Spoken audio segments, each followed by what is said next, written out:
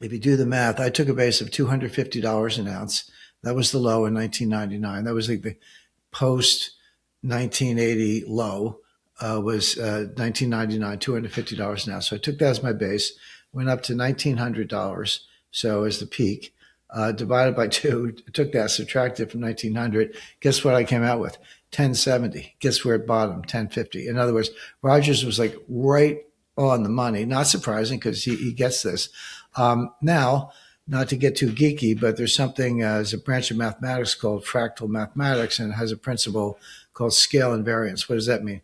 It means if you take a 1 week chart of the stock market and put it next to a 10-year chart, but take out the dates, they look the same. In other words, these patterns repeat at different scales, but it's the same pattern. So taking what Jim Rogers taught me, applying scale invariance, and looking at today's market, now we need a new base because I was using, I think, around $1,800 an ounce up to the 53.55.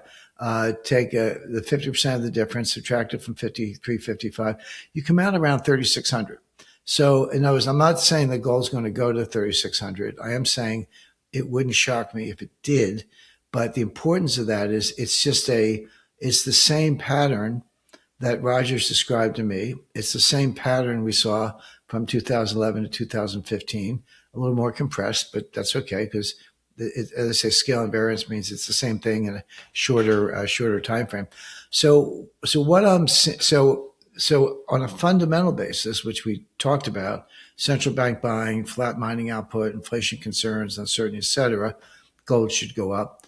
But even on a more technical basis, and I'm not a technical analyst, but I do understand fractal math, but using the Jim Rogers rule, a 50% drawdown from 53.55 should not be surprising. Well, we're there. So I think this is played out in unsurprising ways. But the other side of that is we're ready for the next stage of the liftoff. So, yeah, I think it's a very good entry point. James Rickards says gold's recent drop to $4,000 is a textbook buying opportunity, not a warning sign. He says $10,000 gold remains his target as central banks flee Treasury exposure. Rickards warns a financial crisis bigger than 2008 is brewing, driven by a hidden private credit collapse and an AI bubble Wall Street refuses to acknowledge. A really good entry point, buy the dip opportunity if you want to put it that way. Of course, I watch it closely, and you're right. End of January hit an all-time high. It was 53.55. That was a closing price. You can get different numbers intraday depending on what ticker you look at, but call it 5,400 for a round number. But I think the ticker I use said 53.55. It's down around 4,000 an ounce. It dipped a little bit below that. It was a three handle there for a while. It was like 3,900, 3,950, something like that. But you're right. It seems to have settled in around 4,000. So we all see the price action. The question is, what is this? Did we hit a peak and was that a bubble or a hyper spike? And now it's going to keep going down and, get out while the getting's good, et cetera. Or is this just how it goes? Is this a normal, I'll say normal, like not unexpected commodities price drawdown and a good setup for the next leg up to a much higher level?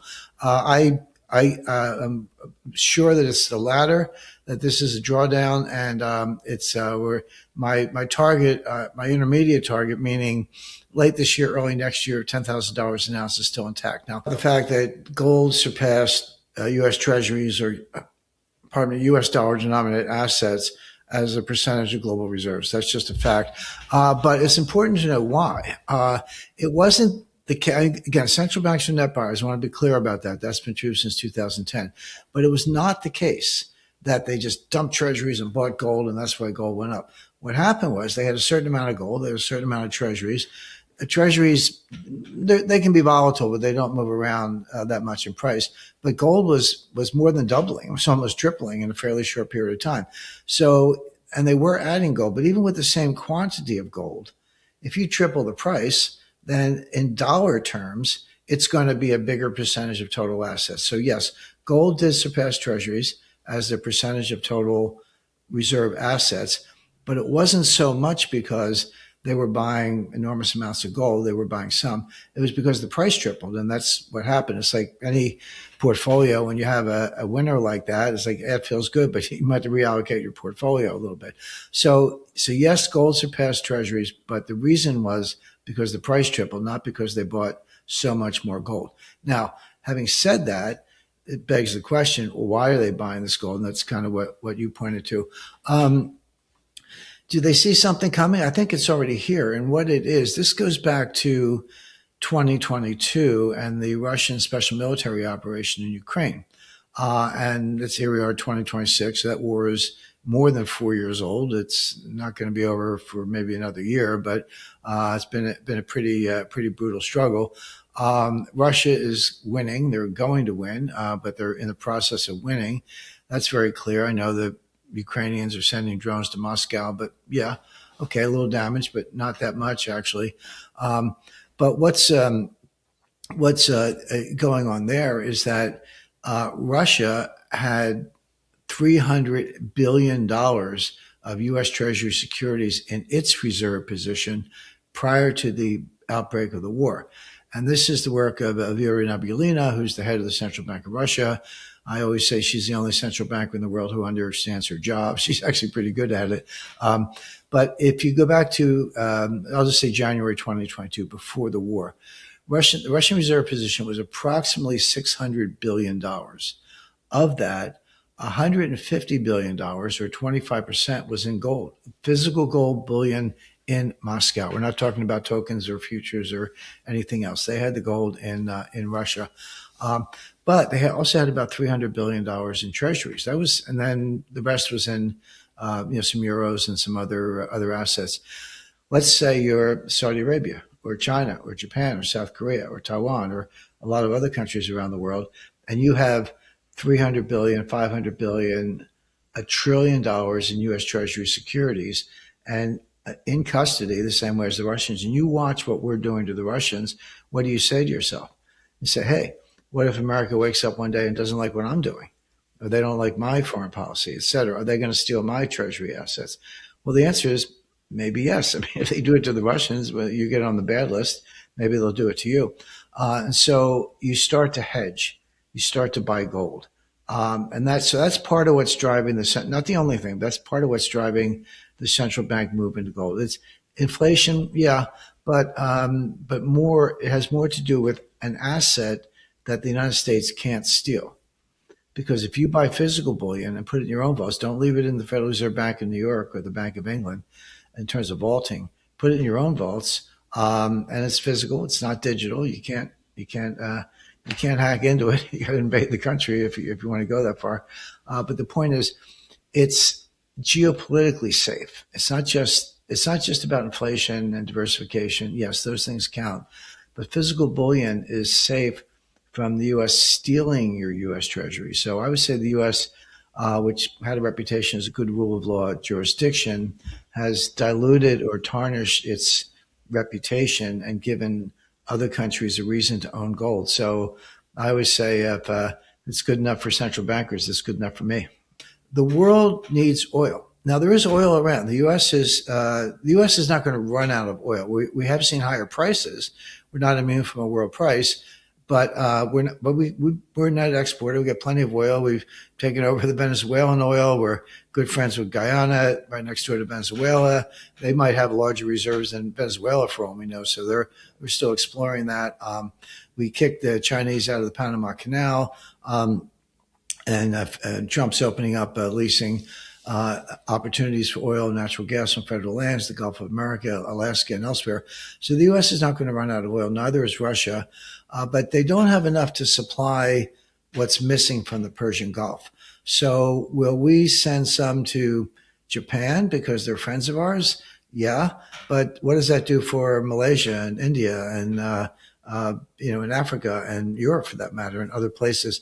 The answer is not much. Russia could supply all the natural gas Europe needs, but the Europeans just seem to be intent on economic suicide, basically cutting off the Russians for no good reason. So again, how does that affect gold? Well, the answer is all of those commodities I just described are priced in dollars. They just are. And I go back to something that Jim Rickards told me. Oh, it was 8 or 9 years ago. Jim Rickards, probably the most famous commodity trader of all time. Partner was with George Soros in the launch of the Quantum Fund, and Jim has had a great career, kind of really a legendary figure. He told me because this was in let's see, gold peaked. The last peak was 2011. August 2011, gold peaked around $1,900 an ounce. Then it went all the way down to 1050. December 2015, 1050. So it was somewhere in that, kind of closer to around 2014 or so when we talked. The gold was going down pretty significantly, and we were in the Dominican Republic having a drink, and I said, Jim, what do you think? And he said, well, I'm holding gold. I'm not selling any. And what he said to me, I'll never forget. He said, in commodities trading, nothing goes to the moon without a 50% drawdown along the way. And if you're not ready for that, you're in the wrong market. Just get used to it. That's how commodities trade. Well, sure enough, now when you say 50% drawdown, you have to pick a base. So then I said, well, what happens when the next crisis hits? What other rabbits can you pull out of the hat? And just to summarize, Jesse, yes, there have been a series of bailouts. I've seen them all going back 40, 45 years at this point, maybe longer. But each bailout is bigger than the one before. And does there come a time when the crisis is bigger than the Fed, when the Fed bailout doesn't get you anywhere because it's already been priced in and this thing is really out of control? I think we're at that point. And it's one more reason to own gold. And what does that crisis, as it eventually arrives, mean for both Wall Street and Main Street, in your view? Are we looking at something akin to 2008? Is this going to be worse? And which asset categories do you think will suffer the most in the aftermath? And where would you see potential opportunity and perhaps picking up the pieces after a massive correction like that? Possibly worse. And the reason I say that is because 2008 turned into a global financial crisis, but as we all recall, it started in the subprime mortgage market. There were $1 trillion of subprime and so-called all-day mortgages. And a lot of people said, well, we could have 20% losses. It's only 200 billion. What's the big deal? What they ignored was that there were 5 trillion of derivatives piled on top of the 1 trillion of junk mortgages.